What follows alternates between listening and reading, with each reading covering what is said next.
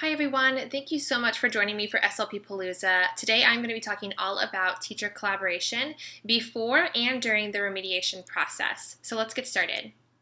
First, let's start with a few things about myself. My name is Amanda Newsome, and I have been an SLP in Texas for 8 years. I work at an elementary school. I love working in coffee shops where I create fonts and digital resources as a way of connecting with people from around the world. I utilize my social media platform and blog to share ideas and resources that hopefully you can take back to your classroom. When we're talking about teacher collaboration, it's so important in the remediation process for our students. It's often overlooked, and it's a critical part in making sure that they are making progress and generalizing the strategies that we are teaching them during the therapy sessions. So teacher collaboration will provide red flags for possible speech and language concerns. So even before a student is brought to your attention, it's great to educate your staff and educators that work with that student on possible red flags, whether it be sounds that that grade level or age should have, or whether it be language concerns to look out for, or if a student is stuttering, possible red flags for that as well. It's also going to prepare your staff with appropriate responses and recommendations for parents. The teachers are often on the front line as far as receiving these concerns about speech and language, so it's great to have tools that your staff can use and provide for parents as far as giving feedback on what's developmentally appropriate and what might be a red flag for a concern. And then it's also going to empower your teachers to provide appropriate modeling and interventions for the students. So anytime I have a student that's starting services and beginning services, I will work with that teacher on how they can model and implement the things that I'm doing into the classroom, whether it be correct production of a certain sound, fluency strategies that they can carry into the classroom, or with students that are on communication devices, how they can look for those opportunities throughout the day to provide the modeling on that communication device. And then it's also going to support the generalization and carryover of the strategies to the classroom and to other environments.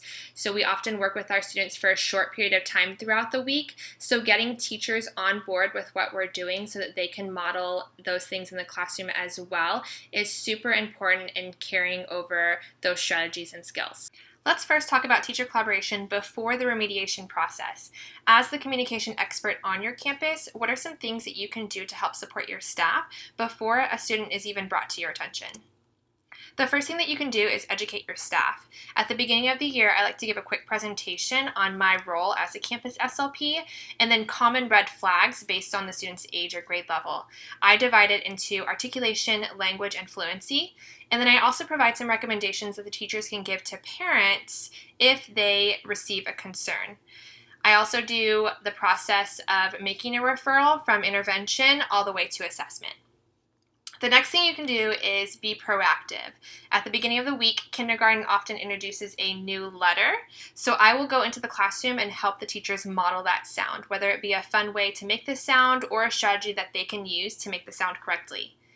And then if you do have students that have concerns, whether it be articulation or language, I will provide activities that the teachers can put in the classroom as a center rotation.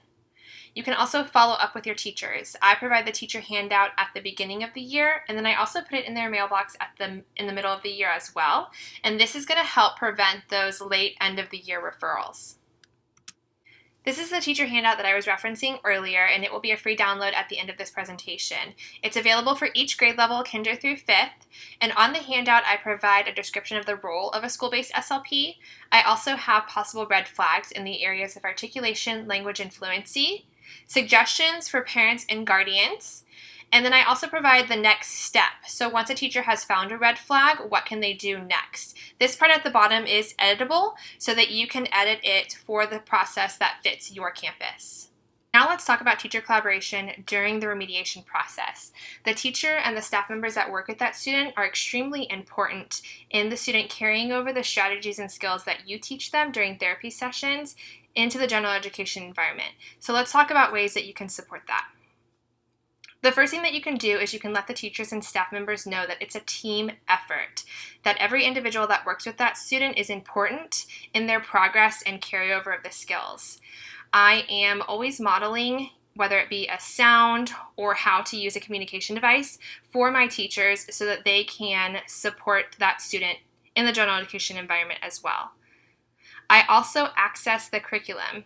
So if the class is reading a certain novel or story that week, I will bring that into my therapy session and use that as the material for the week. I also have access to the student's spelling list.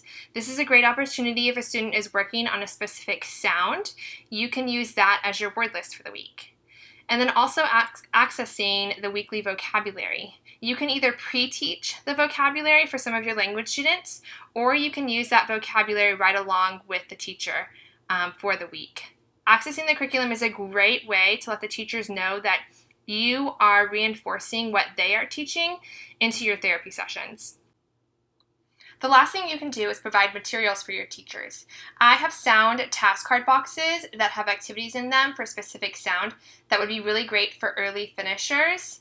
I will check these out to my teachers and they can use them with that specific student. Also, if you have students on a communication device, you can have a word of the week. So for example, if the word is go, you can be using that throughout your therapy session, but you can also provide opportunities for the staff members and the teachers that work with that student to use that word as well. That way the student is getting lots of repetition for that specific word. And the last thing is providing curriculum or resources that you might have, letting your teachers check them out and borrow them. So Superflex is something that I use in my classroom, and it's a great way to help streamline that vocabulary into the general education environment. Thank you so much for joining me for SLP Palooza. I hope you found this information helpful. This is the free download that I was referencing earlier. You can grab it at bit.ly/teacher handout speech, and I hope you enjoy the rest of the series.